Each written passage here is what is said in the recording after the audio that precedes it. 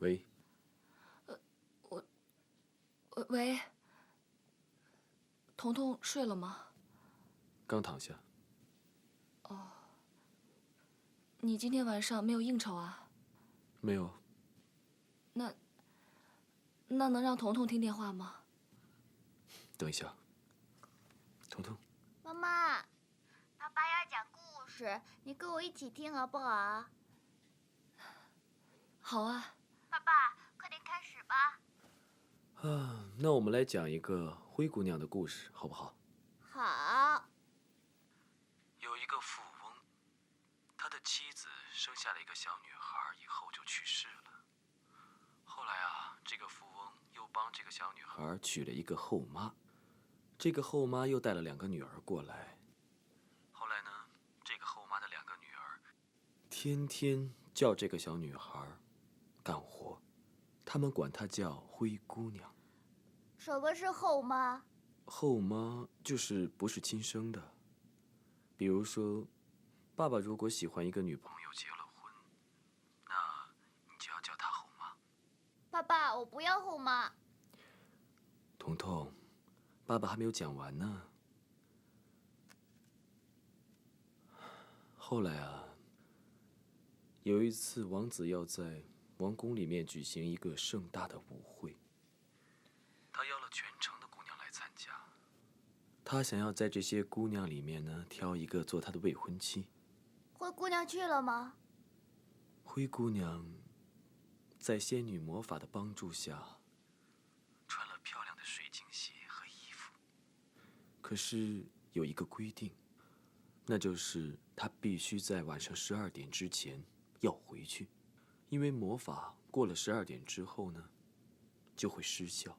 她去了，后来呢？她去了。王子见她第一眼就爱上她了。他们2个就这样一直跳舞，跳舞，直到12点的钟声响起，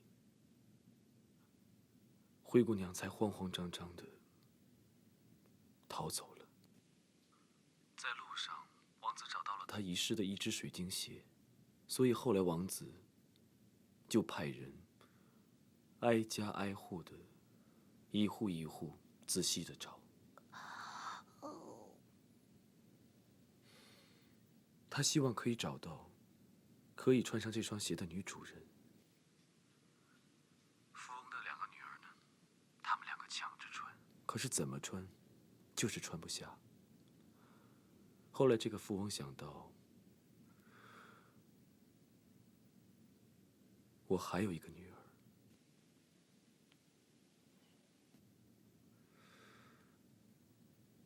你的水晶鞋呢？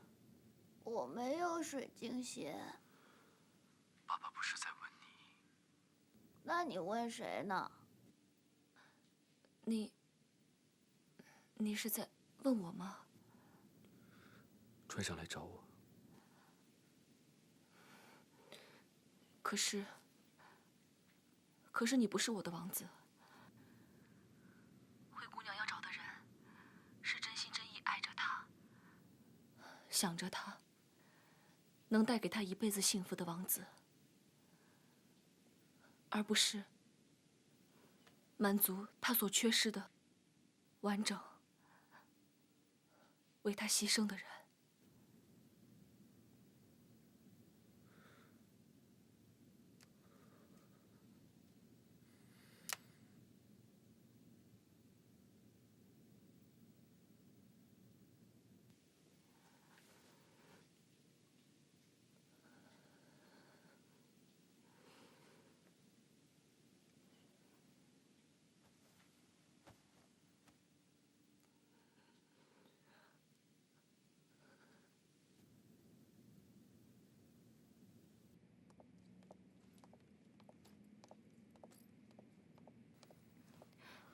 回来了。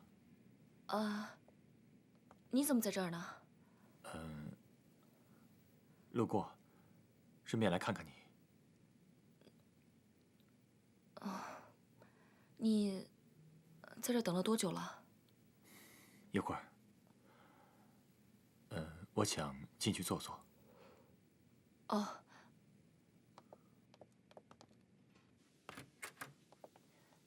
你脸色看起来不太好。最近睡眠少了一些。你这么晚过来，是有什么事儿吗？我已经跟别的投资方签了合同了，酒店的事情算是解决了。是吗？这是好事儿啊！来，可对我爸来说，就未必了。我已经很尽力了，但是还是保不住他的命根。我想你父亲应该理解的吧？希望吧。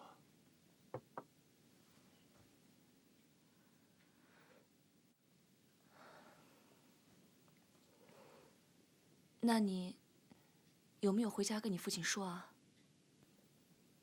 回家，我都不知道那算不算是家。你知道我和我爸从前的感情就不好。从小，我外婆就跟我说，是我爸间接害死了我妈。他让我从小就没了母亲。外婆去世之后，我的人生彻底改变。我不知道该如何和她相处。在我心里，我不知道该把她放在什么样的位置。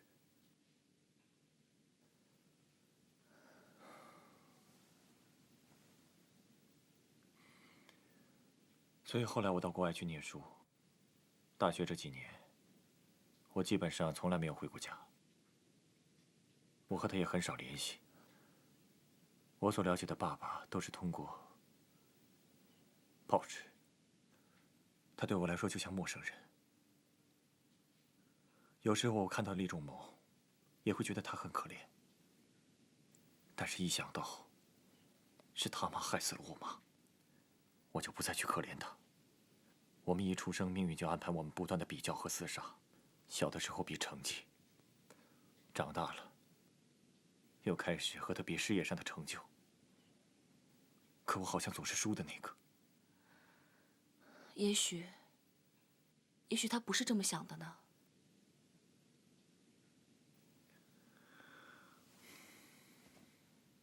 你不了解厉仲谋这个人，从他打压项氏，抢走属于我们的环保计划的那个时候，我就知道，他从来就当我是敌人，不只针对我和我爸，还有整个项氏。因为他是被抛弃的，他永远是个私生子。据我对他的了解，他不是这种人。你总把事情往好处想，而且你对他的感情会帮他说话。有时候真相就是那么残酷。有件事我想问你，自从你知道我跟厉仲谋的关系以后，你有没有想过，或者怀疑我在利用你？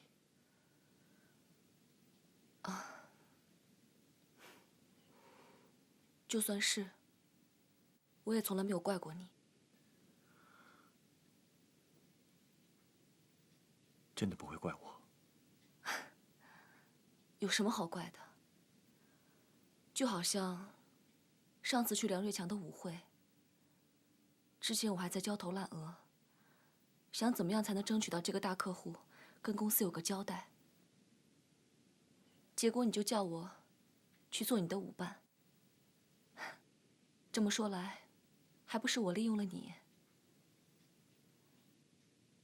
当我知道你和厉仲谋是兄弟之后，其实我也曾想过，你对我这么好，这么关心我，会不会有你的目的？可是我不怪你，每个人都有他生活的目标。再说，你从来都没有伤害过我，一直在帮助我。梧桐，我相信我的直觉。你是一个善良的人，你一直都把我当做你最好的朋友，谢谢你。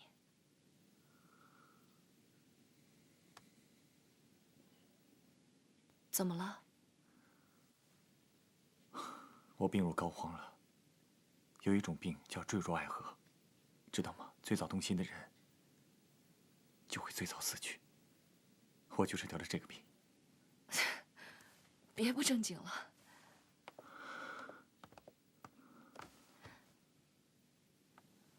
我承认，刚开始我有点想利用你，因为你是彤彤的母亲，我就想撕下她脸上的面具，看看她崩裂的样子。可是后来我一点点靠近你，我就一点点的陷进去。我也不知道自己怎么了，一看到你，就完全忘了最初的想法。要不要试试？